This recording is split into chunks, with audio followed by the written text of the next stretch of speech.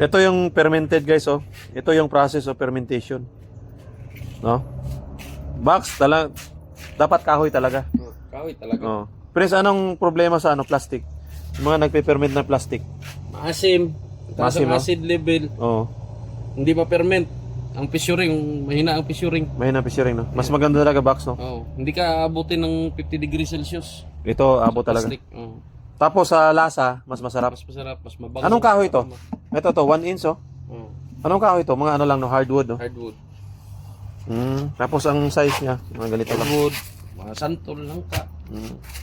Ito, ilang araw na to dito? Ngayon pa lang, no? Ngayon pa lang. Nilunod. Kanina alas 9. Parang ano pa lang, draining pa lang siya. Oh. So hindi basta-basta magpe-permit. Oh, amoy ano, amoy Masim-masim pa yan. masim-masim na matamis. Oh. Ito yung beans mo, ang lalaki ah. Oh. No? Lalaki ng beans mo?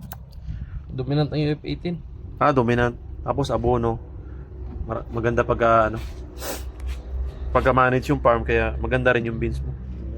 Lalaki oh. Oh. Kaya nga oh. Parang W10 yung UF18. So ilang ano dito, ilang araw? 2 days. Hindi, ibig sabihin magpe-ferment 6 na araw. 6 na araw. At least mga 6, no? Oh. Ito, mga ilang kilo laman niya? Ito pag sa level, kunin ko yung level niya talaga. 200. Abutin ko ng 150. 150 kilos, Dito. mga ganito. Mga kalahati to eh. Kalahating metro. 50 cm siguro to. Mga ganito. Ayan oh. Yung mga juice niya, tulo. Cut.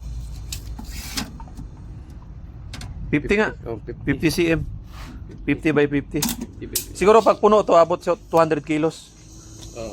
180. 180. 180. Subukan na namin. Okay.